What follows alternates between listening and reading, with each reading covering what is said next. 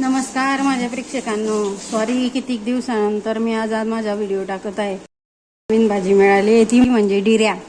तुम्ही म्हणाले डिऱ्या म्हणजे काय असतं? हे ना चवडीची शेंग असते ना, त्या चवडीच्या शेंगांना आलेले वरती तुरे असतात। मग आमच्या आजी आजोबांच्या काळामध्ये ना ते असे खुळवून घ्यायचे आणि त्याची भाजी करायची। ती आज मी तुम्हाला सांगणार आहे। तर ते ह्या अशा प्रकारे असते। ते मी धुवून कापून घेतली आहे।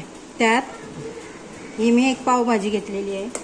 त्यात मी एक पावसाठी एक मूठ तुरीची डाळ, 2 मुठा शेंगदाणे लागतात, म्हणून मी शेंगदाणे भाजून घेते आणि भाजले जाणार आहे। तोपर्यंत मी कुकरमध्ये ही भाजी आणि डाळ एक कुकरमध्ये एक शिटी घेईन।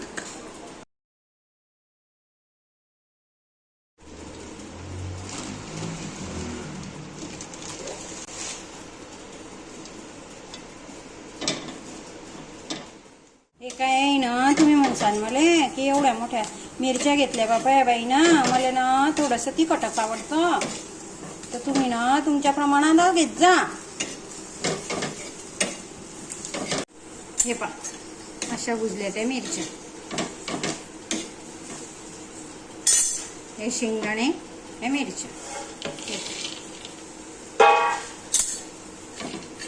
हा एवढा लसूण, कढीपत्ता। मी आल्या न वापरता आल्याची पावडर करून घेतली आहे। हे पाहे एवढी।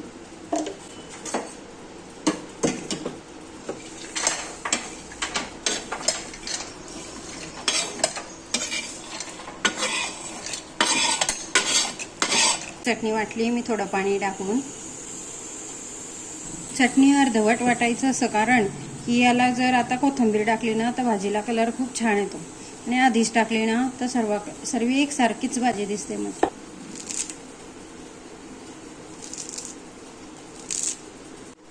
हे बघा, अशा प्रकारे चटणी वाटली म्हणजे त्या कोथिंबीरचे डॉट डॉट दिसताय ना, मग ती भाजीमध्ये पण खूप छान दिसते।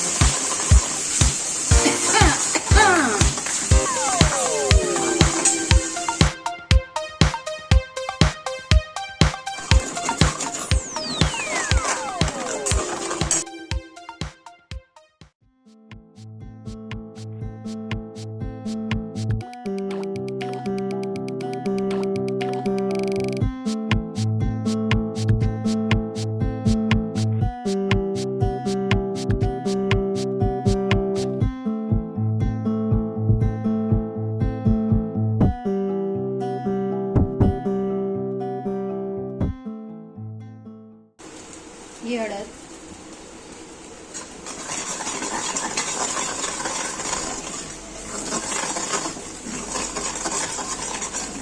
कलरनुसार एकदम किंचित मसाला, थोडं धण्यांचं कूट,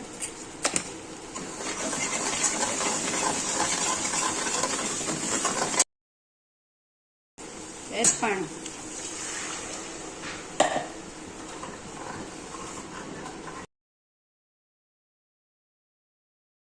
सुधांशू, हिरेंची भाजी खातो का बेटा? अशा प्रकारे उकडले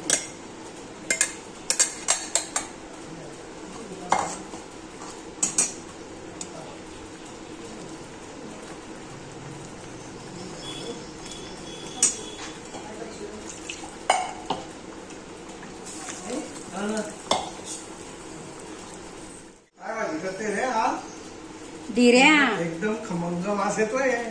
डिऱ्या माझ्या पप्पांच्या आवडतीची भाजी डिऱ्या। डिऱ्या म्हणजे ते चवडीला आलेले अंकुर असताना, म्हणजे तुमची आई करत नव्हती का? मला माहित नाही, खाल्लीच नाही का कधी? हे चवीनुसार मीठ। अब भाजी केली मी